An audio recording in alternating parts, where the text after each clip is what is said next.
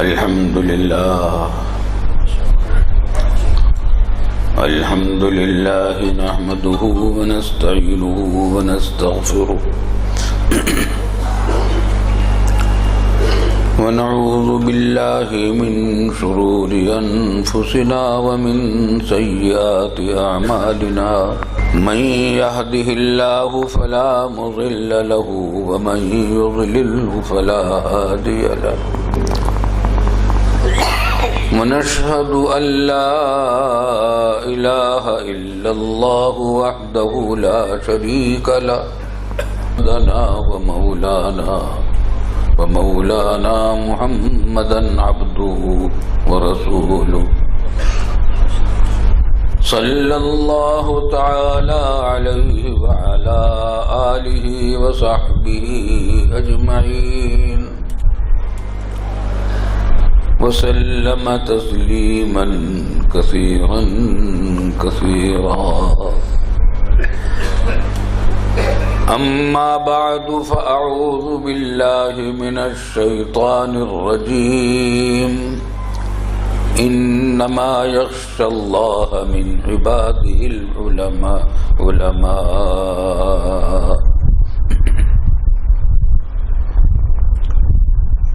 بزرگان محترم، حضرات علماء کرام، محترم اساتذہ اور ہونہار طلبہ، السلام علیکم ورحمۃ اللہ وبرکاتہ۔ خواتین کا بھی اجتماع، خواتین بھی ہیں، اور یہ خطاب کیونکہ خواتین بھی موجود ہیں اس لیے ان سے بھی عرض کرتا ہوں، محترم خواتین، میری ماؤں، بہنوں اور بیٹیوں، السلام علیکم ورحمۃ اللہ وبرکاتہ۔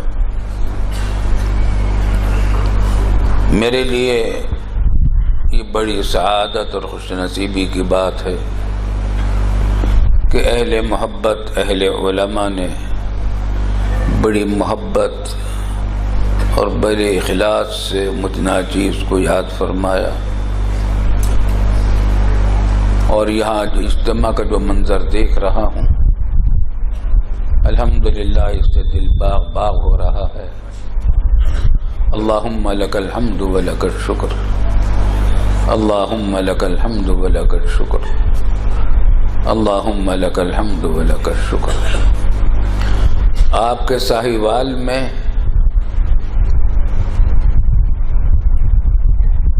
نصف صدی سے بھی زیادہ ہو گیا جب حاضر ہوا تھا۔ طالب علمی کا زمانہ تھا، ابتدائی کتابیں پڑھتا تھا، عمر ہوگی اس وقت تقریباً 15 سال، سن 52 تقریباً تھا۔ اپنے والد ماجد مفتی اعظم پاکستان حضرت مولانا مفتی محمد شفیع صاحب رحمۃ اللہ علیہ کی میت میں حاضری ہوئی، اور میرے برادر عزیز جو اب الحمدللہ شیخ الاسلام ہیں، مولانا مفتی محمد تقی صاحب عثمانی، ہمارے ساتھ تھے، وہ عمر میں چھوٹے تھے۔ اس کے بعد کسی دینی مدرسے میں ساہیوال میں دینی اجتماع میں حاضری نہیں ہوئی۔ اپنے کچھ رشتہ دار تھے، وہ بھی 30-35 سال پہلے ایک مرتبہ ان کے آنا ہوا تھا، مگر کسی مدرسے میں جانا نہیں ہوا۔ اب تو دنیا بدل چکی ہے، دنیا بھی بدل گئی، وہ اسلاف بھی رخصت ہو گئے جن کے نام لیوا ہم ہیں، جن کی گودوں میں پل کر ہمیں کچھ 2 حرف علم کے مل گئے۔ اللہم لک الحمد و لک الشکر۔ اور یہ اجتماع اس اعتبار سے اپنی نوعیت کا انفرادی اجتماع ہے کہ اس میں تخصص فی الافتاء کے فاضلین ہی کے اعزاز میں یہ ساری تقریب منعقد کی جا رہی ہے۔ تفقہ جس کو جو لازم و ملزوم ہے فتویٰ کے لیے، وہ اتنا اونچا مقام ہے کہ بہت کم وہاں تک پہنچتے ہیں انسان۔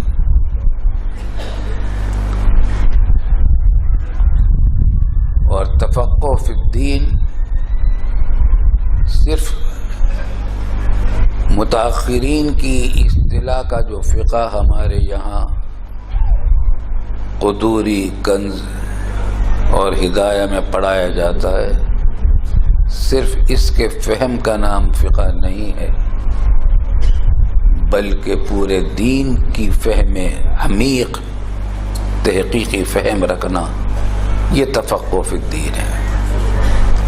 قرآن کریم میں فرمایا فلولا نفر من كل فرقة منهم طائفة ليتفقهوا في الدین۔ والد صاحب رحمۃ اللہ علیہ نے دارالعلوم کا مونوگرام اسی آیت کو بنایا تھا، فلولا نفر من كل فرقة منهم طائفة ليتفقهوا في الدین۔ اللہم لک الحمد ولک الشکر۔ میں مبارکباد دیتا ہوں ان ہونہار علماء کو جنہوں نے درس نظامی سے فراغت حاصل کرنے کے بعد اس ادارے میں فتویٰ کی تربیت حاصل کی۔ اللہ تعالیٰ ان کو تفقہ فی الدین عطا فرمائے اور ملک و ملت کی فقہی میدان میں صحیح رہنمائی کی توفیق عطا فرمائے۔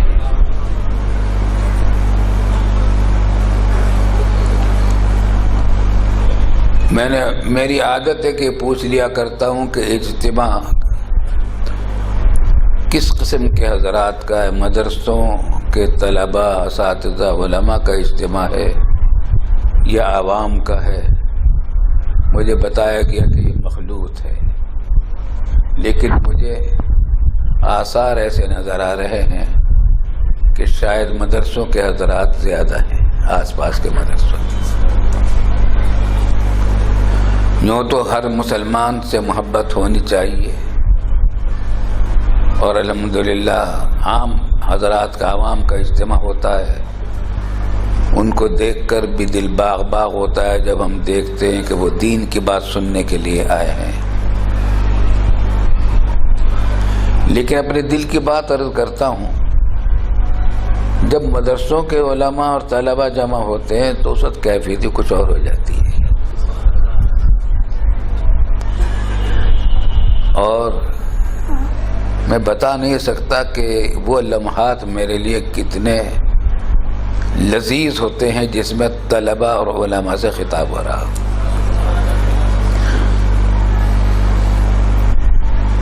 میں نے ہوش کی آنکھ کھولی دارالعلوم دیوبند کے دارالفتہ میں۔ والد صاحب رحمۃ اللہ علیہ صدر مفتی تھے۔ میں نے جب سب سے پہلے بسم اللہ ہوئی تو ناظرہ سے پہلے جو قاعدہ پڑھایا جاتا ہے، ہمارے یہاں دیوبند میں قاعدہ بغدادی پڑھایا جاتا تھا، تو قاعدہ بغدادی کا آغاز دارالفتہ میں والد صاحب رحمۃ اللہ علیہ سے کروایا اللہ رب العالمین۔ قاعدہ بغدادی میں نے دارالفتہ دیوبند میں والد صاحب رحمۃ اللہ علیہ سے پڑھا ہے، الحمدللہ الحمدللہ۔ اور پھر 15 پارے دیوبند ہی میں حفظ کیے تھے۔ دیوبند میرا آبائی وطن ہے، آبا و اجداد کا صدیوں سے وطن چلا آ رہا ہے۔ ہمارے آبا و اجداد کی قبریں سب دیوبند میں ہیں، اور میں بھی دارالعلوم دیوبند کا اور دارالفتہ دارالعلوم دیوبند کا ایک ادنا طالب علم ہوں۔ پاکستان بنا، ہجرت کر کے ہم پاکستان بننے کے چند مہینے کے بعد مئی میں آ گئے تھے پاکستان۔ 14 اگست کو پاکستان بنا، اس کے بعد جو پہلا مئی آیا تو اس میں ہم کراچی پہنچے ہجرت کر کے۔ اس وقت میری عمر 12 سال تھی. الحمدللہ بزرگان دیوبند اس وقت جو حیات تھے اور بڑے بڑے آفتاب و مہتاب تھے، ان سب کی زیارت نصیب ہوئی، ان کی شفقتیں بھی ملی، ان کی برکتیں اللہ تعالیٰ عطا فرمائے. تو دارالعلوم دیوبند کا دارالفتہ بھی میرا وطن ہے، میری درسگاہ ہے.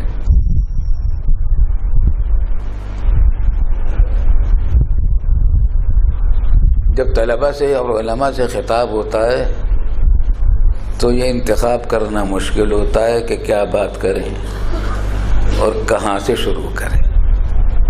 اللہ کے حوالے ہے، اللہ کے سپرد ہے. افوض امری الی اللہ ان اللہ بصیر بالعباد. اللہ تعالیٰ سے دعا کرتا ہوں، اللہ تعالیٰ حق بات، حق نیت سے، حق طریقے سے کہلواتے. یہ جو میں نے دعا کی یہ بھی اس کا بھی ایک پس منظر ہے. حضرت والد صاحب رحمۃ اللہ علیہ نے فرمایا، ہمارے پاس اور تو کچھ ہے نہیں بھائی، بزرگوں کی باتیں ہیں، بس بزرگوں کے الفاظ ہیں، بزرگوں کے قصے ہیں. والد صاحب رحمۃ اللہ علیہ نے فرمایا کہ لوگ کہ ان کے استاد شیخ الاسلام علامہ شبیر احمد صاحب عثمانی رحمۃ اللہ علیہ نے فرمایا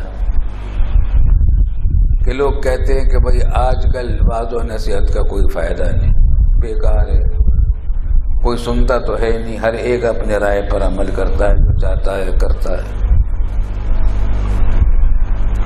فرمایا شیخ الاسلام علامہ شبیر احمد صاحب عثمانی نے، پتہ نہیں میری آواز میں بہت آہستہ تو نہیں بول رہا ہوں، میں بہت آہستہ بول رہا ہوں. مائک آپ ذرا سے میری کمزوری کو مائک سے دور کر دیجیے. اچھا، تو اب تک کی محنت بیکار تو نہیں گئی. اچھا اچھا اچھا.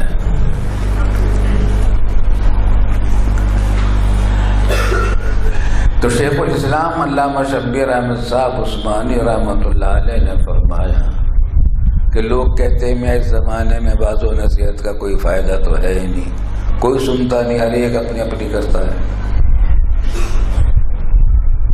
تو کیا کریں نصیحت کر کے. فرمایا غلط، یہ بات بالکل غلط ہے. قرآن کہتا ہے کہ وذکر فإن الذکریٰ تنفع المؤمنین. تم نصیحت کرو، نصیحت مومنین کو فائدہ پہنچاتی ہے. قرآن کہتا فائدہ پہنچاتی ہے، لیکن فرمایا کہ فائدہ پہنچانے کے لیے 3 شرطیں ہیں. 3 شرطیں.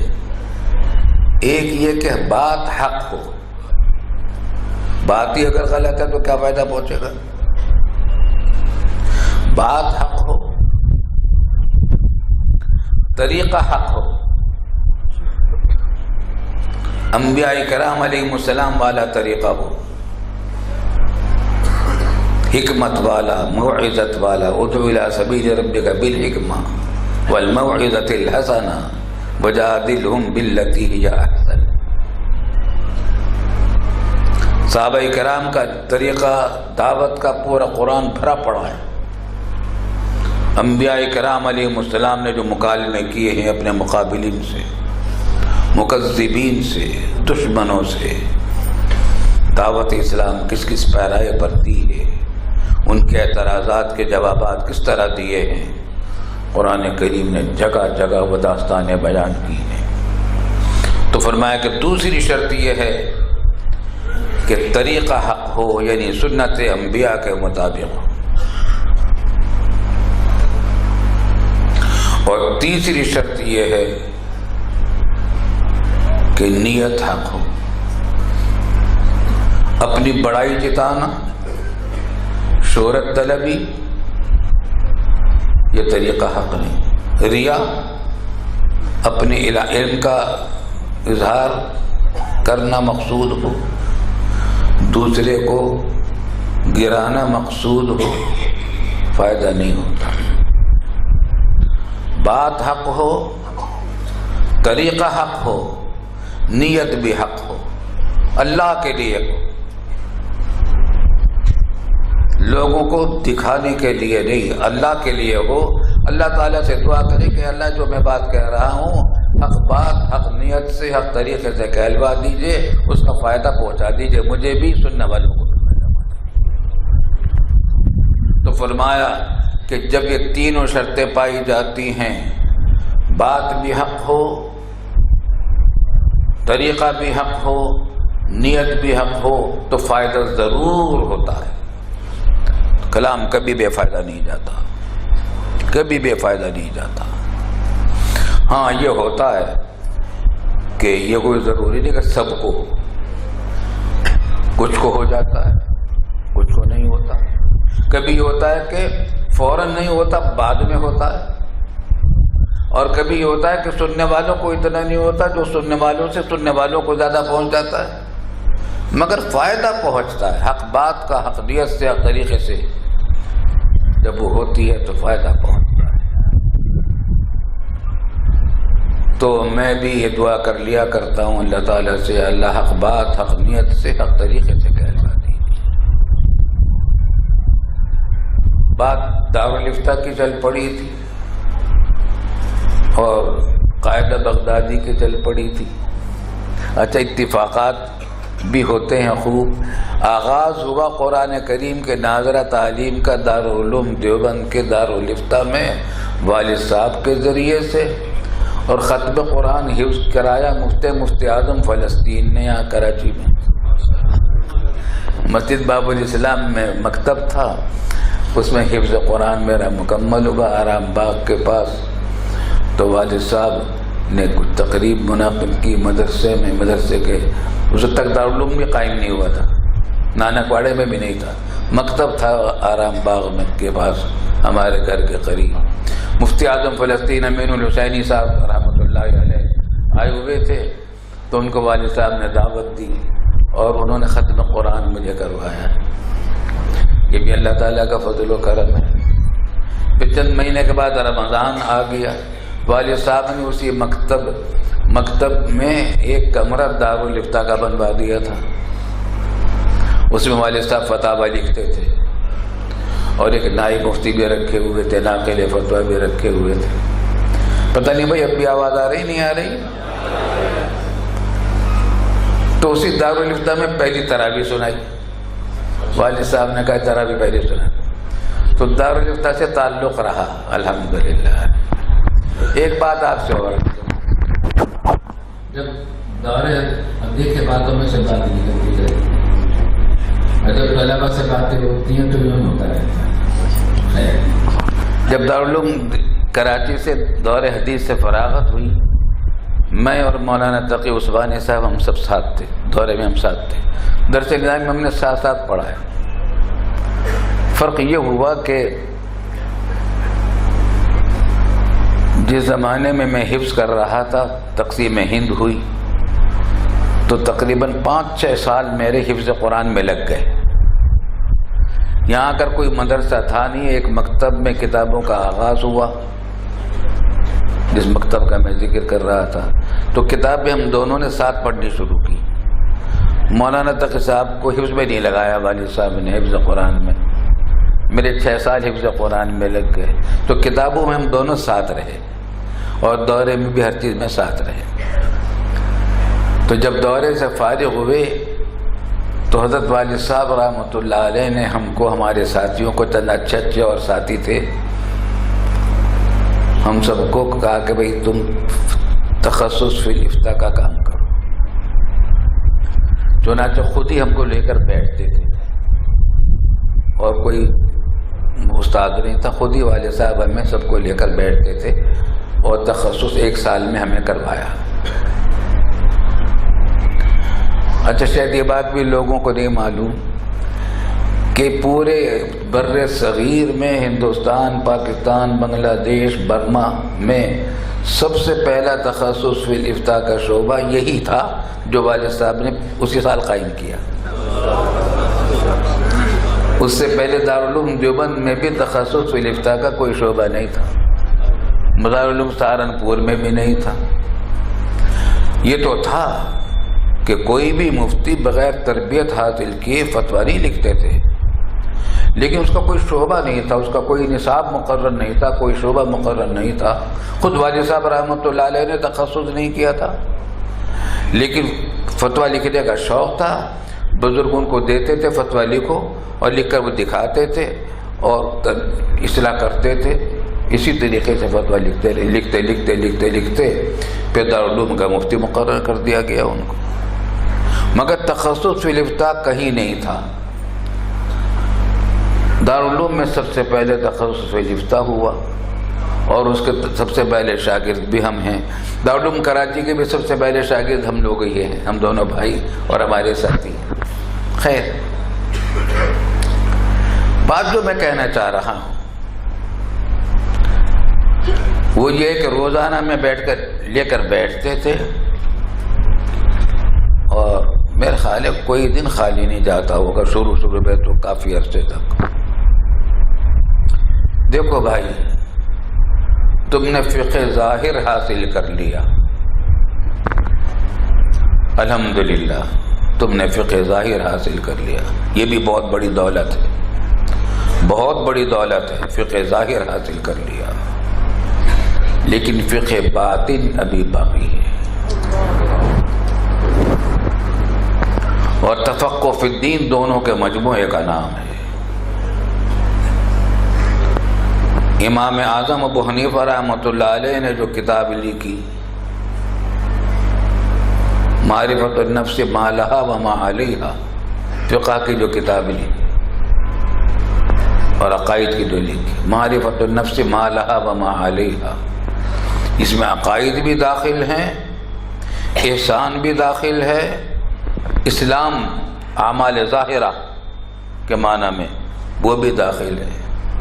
حدیث جبریل دور حدیث کے طلبہ نے، مشکات شریف کے طلبہ نے پڑھی ہے، حضرت صلی اللہ علیہ وسلم سے جبریل امین نے ایمان کی تعریف پوچھی، آپ نے ایمان کی تعریف کر دی، اس کا تعلق عقائد سے ہے۔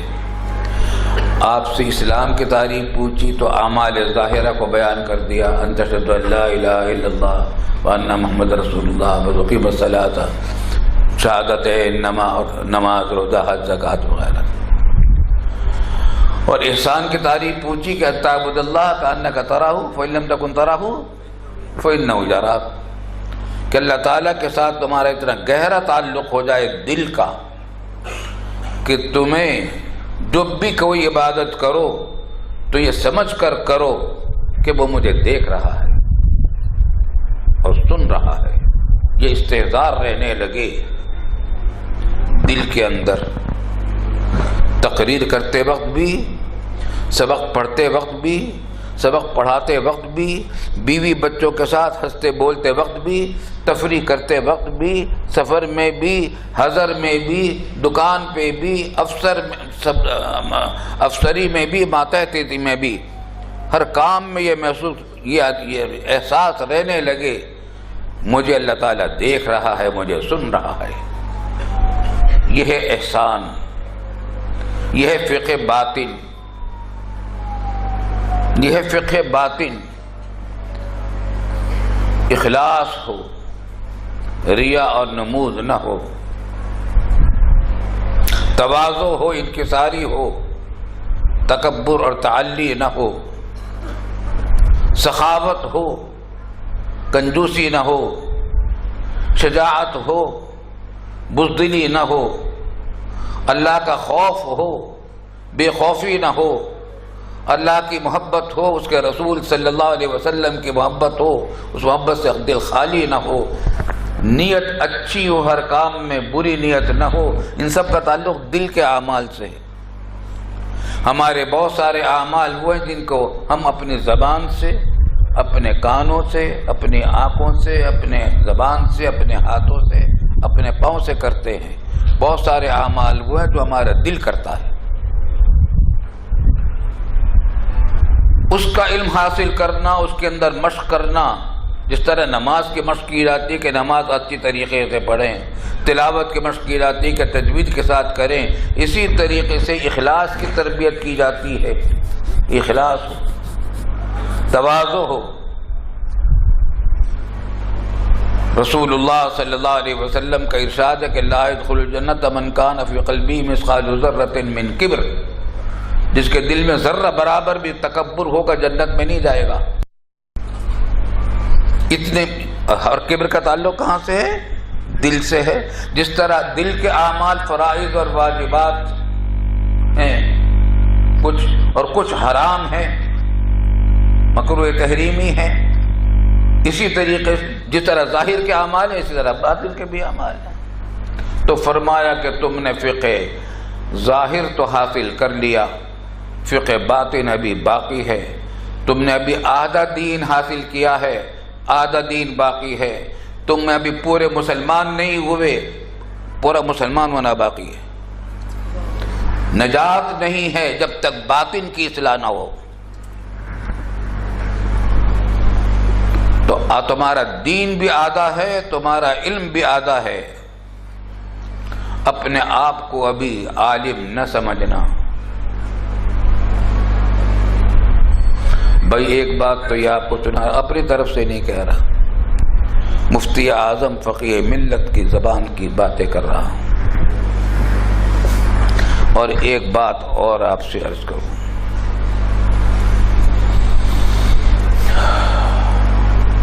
بڑی خوشی ہے کہ الحمدللہ ایک بڑی جماعت تخصص فی الافتاء سے فارغ ہوئی ہے۔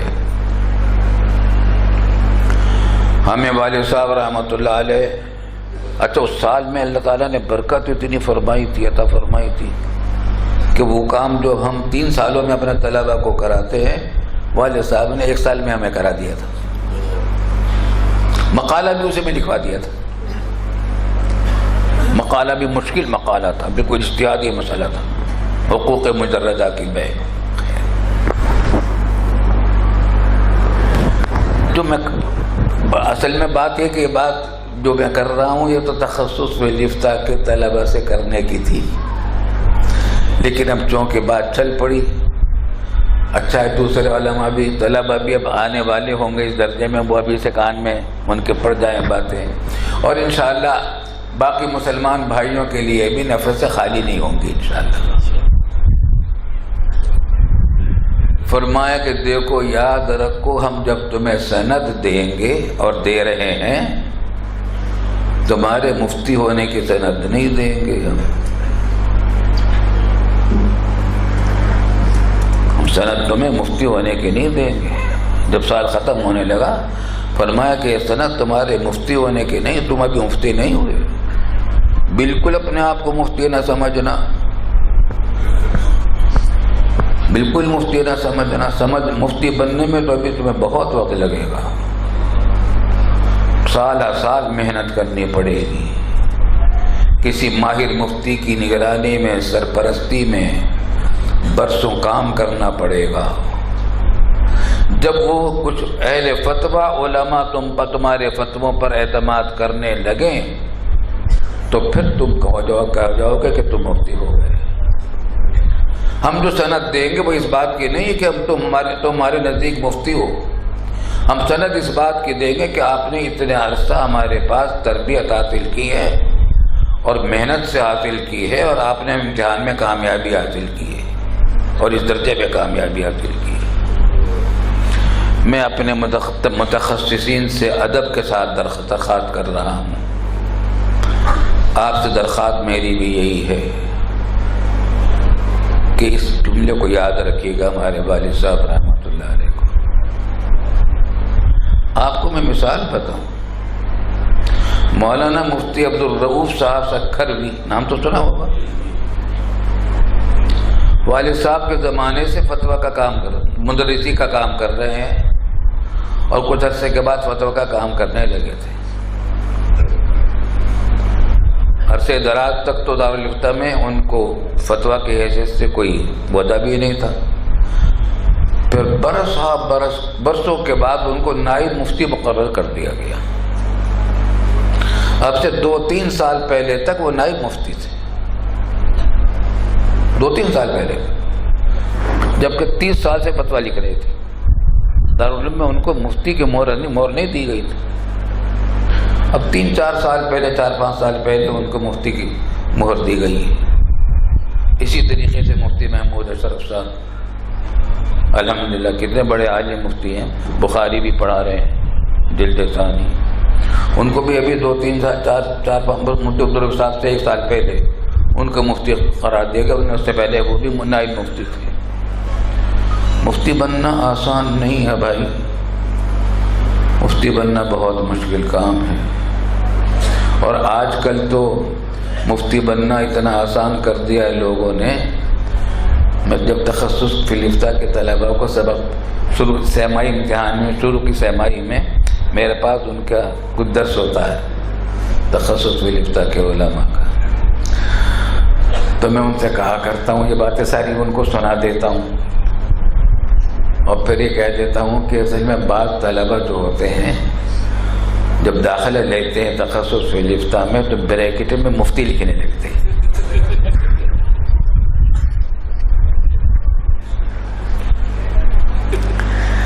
بریکٹ میں مفتی لکھنے لگتے ہیں، اور پھر جب رفتہ رفتہ لوگوں کی زبان پر وہ لفظ چڑھ جاتا ہے تو سب مفتی کہتے رہتے ہیں. جب دیکھتے ہیں کہ اتنے سارے مفتی کہہ رہے ہیں تو سوچتے ہیں کہ کچھ تو ہوں گے جبھی تو کہہ رہے ہیں. چنانچہ وہ بریکٹ بھی ہٹ جاتا ہے. اشہب طماع کی طرح،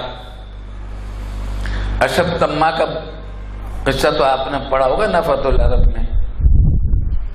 لالچی تھے، بہت لالچی تھے، بہت زیادہ لالچی تھے. اتنے لالچی تھے کہ بچے مذاق اڑاتے رہتے تھے ان کا. تو ایک مرتبہ بچے ان کو چھیڑ رہے تھے، پریشان کر رہے تھے، تو ان کی شرارت سے بچنے کے لیے انہوں نے بچوں سے کہہ دیا کہ میں تم فلاں کے گھر پر نہیں جاتے، وہاں مٹھائی بٹ رہی ہے. ایسے بہانے میں ان کو کہہ دیا. بچے دوڑ پڑے تو خود بھی پیچھے پیچھے دوڑ پڑے. اور پیر اور مرشد کا تعلق میں ابتدا میں بے تکلفی مفید نہیں ہوتی. اس واسطے تم جہاں تک اصلاح نفس کا تعلق ہے وہ تو فوراً شروع کر دو. میں تم کو کچھ معمولات بتاتا ہوں، وہ پڑھا کرو. لیکن بیعت تم ہو جاؤ ڈاکٹر عبدالعلی صاحب سے، حکیم الامہ تھانوی رحمۃ اللہ علیہ کے خلیفہ. اب وہ صرف وہی اکیلے باقی رہ گئے تھے کراچی میں، والد صاحب اور وہ، اور پاکستان میں سارے بزرگ رخصت ہو چکے تھے. حضرت تھانوی رحمۃ اللہ علیہ کے خلیفہ فرمایا کہ وہ تمہارا خاص طور سے خیال کریں گے، مجھ سے وہ بہت محبت فرماتے ہیں. اور جو بڑے عجیب بات فرمائی، یہ علماء کے سننے کی باتیں ہیں. فرمایا کہ ایک فائدہ ان کے ہاتھ پر بیعت کرنے کا یہ ہوگا، سنیے گا بات، ایک فائدہ یہ ہوگا کہ اگر دماغ میں علم کا کچھ خناس ہوگا تمہارے، وہ بھی نکل جائے گا، کیونکہ وہ عالم ضابطے کے نہیں ہیں، ڈاکٹر ہیں. علی گڑھ میں پڑھا ہے، LLB کیا تھا علی گڑھ میں، پھر اس کے بعد وکالت کرتے رہے. پھر حکیم الامہ تھانوی رحمۃ اللہ علیہ کے ہاتھ پر بیعت ہو گئے. پھر رفتہ رفتہ وکالت چھوڑ دی، پھر ہومیوپیتھک ڈاکٹر بن کر آخر تک وہی ذریعہ معاش رہا. تو فرمایا کہ ان سے بیعت کرنے میں ایک فائدہ یہ ہوگا کہ جب تم غیر عالم کے سامنے مرید بن کر بیٹھو گے تو دماغ میں اگر علم کا کوئی خناس ہوگا تو وہ بھی نکل جائے گا. اور یہ خناس ہوتا ہے مولوی صاحب، ہوتا ہے جب فارغ التحصیل ہوتا ہے. ہم علماء ہو گئے، علماء ہیں، ہم علماء حق ہیں، اور حق بھی قاف کی طرح موٹے قاف سے.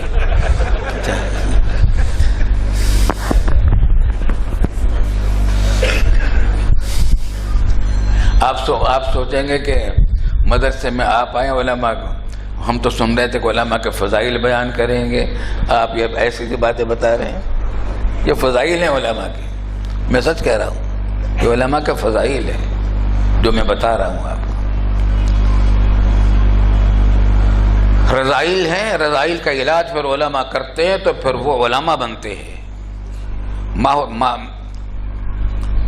اور ستارے بنتے ہیں، مہتاب بنتے ہیں، نور پھیلاتے ہیں نبوت کا، قرآن و سنت کی تعلیمات کا، جب ان رگڑوں سے گزرتے ہیں۔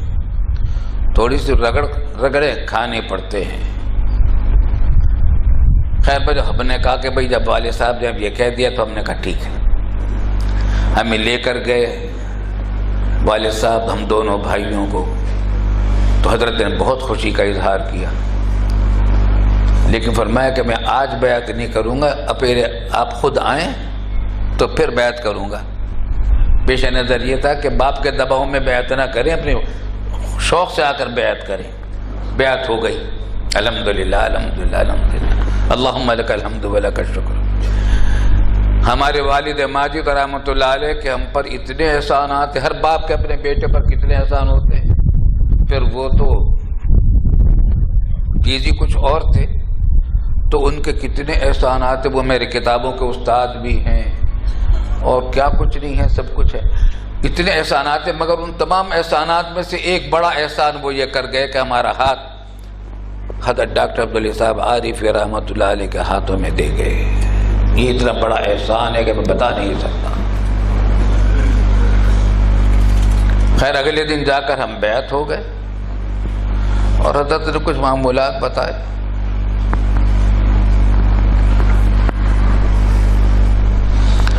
والد صاحب رحمۃ اللہ علیہ کی جب وفات ہو گئی، جنازہ تیار تھا، چارپائی بچھی ہوئی تھی، میں ان کے کنارے کھڑا تھا، حضرت ڈاکٹر صاحب رحمۃ اللہ علیہ بھی وہیں کھڑے تھے، میں ان کے برابر میں کھڑا تھا۔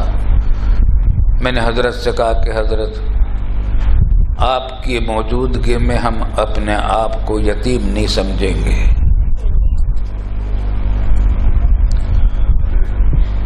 آپ کی موجودگی میں ہم اپنے آپ کو یتیم نہیں سمجھیں گے۔ اگر کوئی اور ہوتا تو کہتا ہاں ہاں بالکل۔ حضرت نے کچھ دیر سوچا، چند لمحے سوچا، پھر فرمایا کہ انشاءاللہ میں اس کا حق ادا کرنے کی کوشش کروں گا۔ پھر وہ مرد مومن تھا جس نے پورے والد صاحب رحمۃ اللہ علیہ کے انتقال کے بعد پورے 10 سال تک وہ حق ادا کیا ہے۔ وہ شیخ اور مربی بھی تھے اور باپ کا کردار بھی اسی شخص نے ادا کیا۔ اللہ تعالیٰ ان کے درجات بلند سے بلند فرمائے، بلند سے بلند فرمائے۔ ان کی شفقتوں کا داستان بہت طویل ہے، میں ایک بات آپ سے اور عرض کرنا چاہ رہا ہوں، وَإِنَّمَا يَخْشَى اللَّهَ مِنْ عِبَادِهِ الْعُلَمَاءُ۔ کافی عرصہ ہو چکا تھا حضرت کی خدمت میں رہتے ہوئے، والد صاحب سے بیعت ہونے کے بعد بھی والد صاحب کا انتقال کئی سال کے بعد ہوا، ان کی حیات میں ہم بیعت ہو چکے تھے، انتقال کے بعد 10 سال ایسے گزرے کہ والد صاحب حیات نہیں تھے اور ڈاکٹر صاحب حیات تھے۔ والد صاحب کا انتقال سن 76 میں ہوا اور حضرت کا انتقال سن 86 میں ہوا۔ ایک دن فرمانے لگے ہم دونوں بھائیوں کو مجلس کے بعد، بھئی آپ تقریر نہ کیا کریں، تقریر نہ کیا کریں۔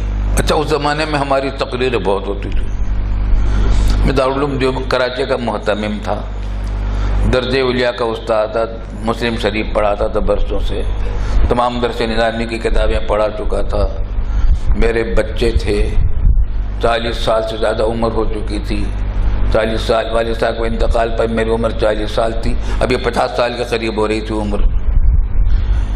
تو اخبارات میں اشتہار چھپتے تھے، سیرت طیبہ کا جلسہ ہے، فلاں تقریر ہوگی، اور فلاں موقع کا جلسہ ہے تقریر ہوگی، یہ وہ ریڈیو پر تقریریں بھی ہوتی تھی۔ بھائی تقریریں نہ کیا کریں آپ، ہم نے کچھ پوچھنے کی ہمت نہ ہوئی، خاموش رہے کہ ٹھیک ہے نہیں کریں گے۔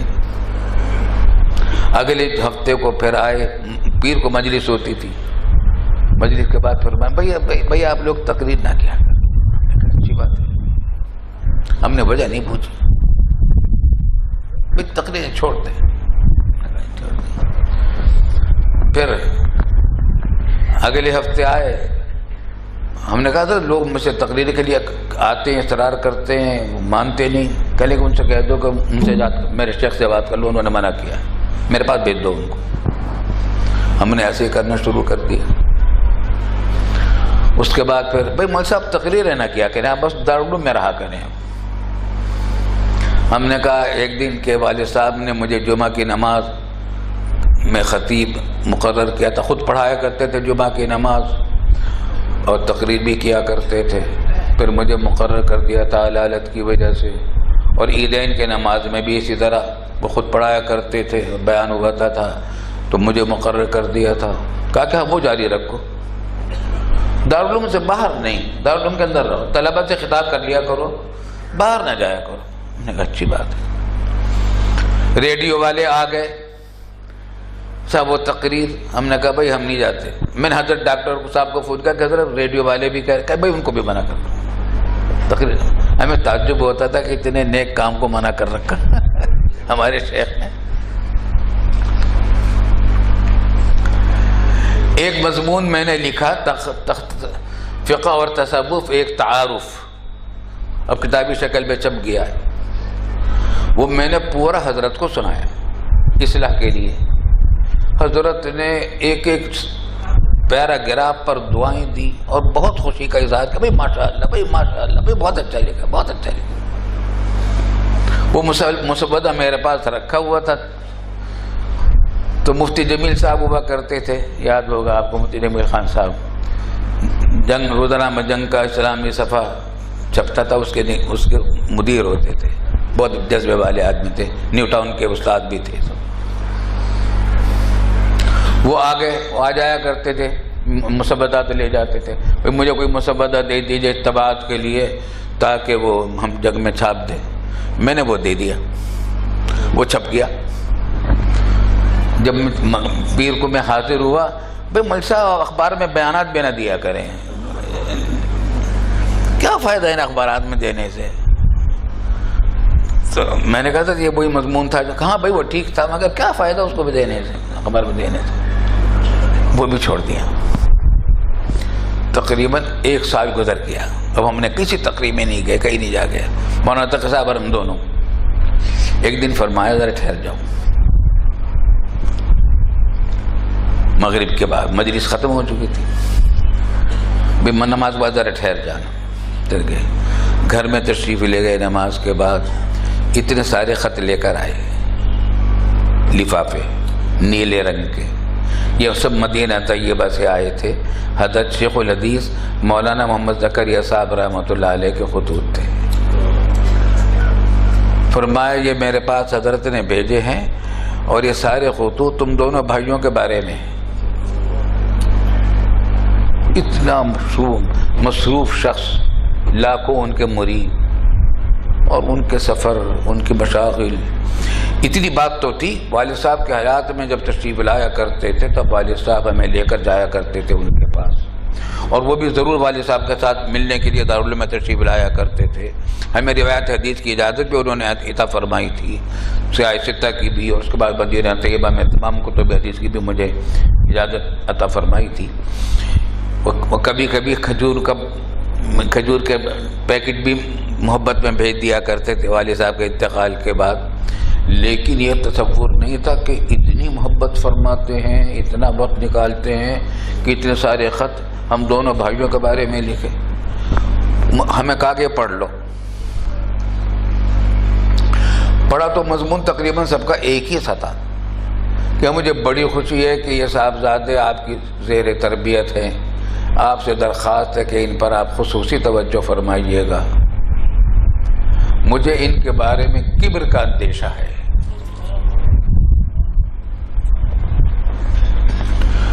مجھے ان کے بارے میں کبر کا اندیشہ ہے، اور اندیشہ بالکل بجا تھا، کیونکہ عام طور سے بڑوں کے جو اولاد ہوتی ہے ان میں صاحبزادگی کا مزاج ہو جاتا ہے کہ ہم تو صاحبزادے ہیں، فلاں کے بیٹے ہیں، شیخ الحدیث کے، فلاں عالم کے، فلاں مشہور شخصیت کے۔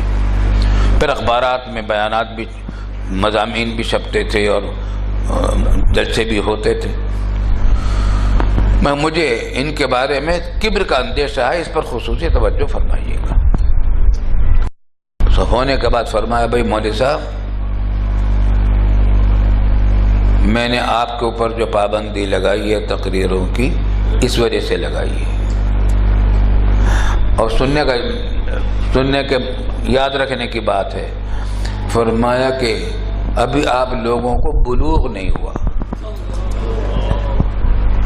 50 سال تھی عمر تقریباً، میرے 4 بچے تھے، دارالعلوم کا محتمم تھا، درجہ اولیاء کا استاذ تھا، تدریس کرتے کرتے تقریباً 30-35 سال گزر چکے تھے، ابھی آپ کو بلوغ نہیں ہوا۔ جب بلوغ ہوگا تو انشاءاللہ کسی کے منع کرنے سے بھی نہیں رکیں گے۔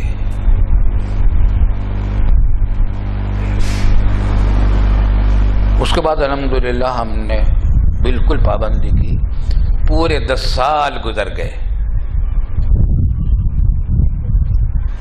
یہاں تک کہ ایک مرتبہ فیصل آباد سے ہمارے شیخ الحدیث مولانا طیب صاحب رحمۃ اللہ علیہ کے والد ماجد مولانا نذیر احمد صاحب رحمۃ اللہ علیہ کا ٹیلی فون میرے پاس آیا۔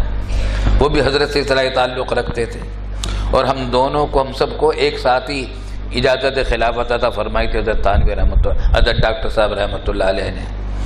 تو ان کا خط فون آیا کہ بھائی اب کہ ہمارے یہاں فلاں موقع پر جلسہ ہم کر رہے ہیں، اس میں آپ ضرور آئیں۔ میں نے کہا بھائی آپ کو تو معلوم ہے پابندی ہے ہماری، ہم نہیں آ سکتے۔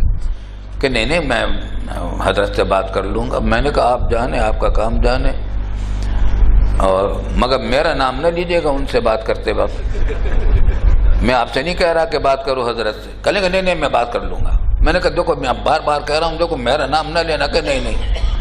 خیر اب جو میں پیر کو پہنچا، مجلس ہو گئی، مغرب کے بعد فرمایا بھائی مولوی رفیع، اچھا ایسے پیار سے کہتے تھے مولوی رفیع ایسے پیار سے کہتے تھے مولوی رفیع، بھائی مولوی نذیر کا فون آیا تھا، وہ جلسہ کرنا چاہ رہے، چلے جاؤ، ہاں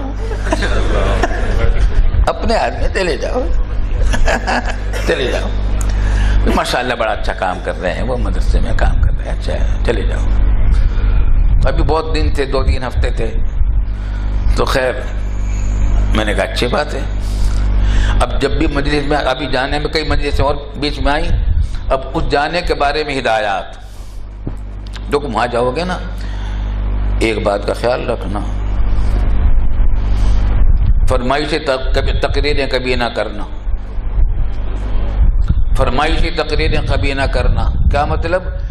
کہ فرمائش ہوتی ہے کہ فلاں موضوع پر آپ تقریر کر دیجئے، نہیں، فرمائشی تقریریں کبھی نہ کرنا، اور رسمی تقریریں کبھی نہ کرنا کہ بھئی بڑا اچھا ہے، بہت ہم بڑے خوش ہوئے ہیں، آپ کے یہاں کا بڑا مدرسہ ہے اور بہت خوشی ہے، مبارک ہو اور فلاں ہو، لگے بدے باتیں ہوتی ہیں رسمی تقریریں کبھی نہ کرنا۔ جہاں جاؤ یہ دیکھو کہ زخم کہاں ہے، وہاں مرہم لگاؤ، جہاں جاؤ یہ دیکھو کہ زخم کہاں ہے، وہاں مرہم لگاؤ، اور دیکھو جانے سے پہلے یہ دعا بھی پڑھ لینا، یہ دعا بھی پڑھ لینا، راستے میں یہ دعا پڑھ لینا، تقریر کرتے وقت یہ دعا پڑھ لینا، جب تم سفر میں جاؤ تو 2 رکعت صلاۃ سفر کی پڑھنا، اور پہلی رکعت میں فلاں سورت، دوسری رکعت میں فلاں سورت، یہ کرا کے سب تیار کر کے بھیجا یہاں۔ 10 سال کے بعد وہ پابندی ہٹی ہے۔ یہ سب باتیں میں آپ کو سنا رہا ہوں۔ فَلْيُبَلِّغِ الشَّاهِدُ الْغَائِبَ۔ میرے خیال ہے اگرچہ جلسہ عام ہے، سب بھائیوں کے اور خواتین کے اجتماع کی بات تھی، اگرچہ سب کے مطلب کی بات تو شاید نہیں ہو سکی، لیکن جن کے مطلب کی نہیں ہوئی ان کے اولاد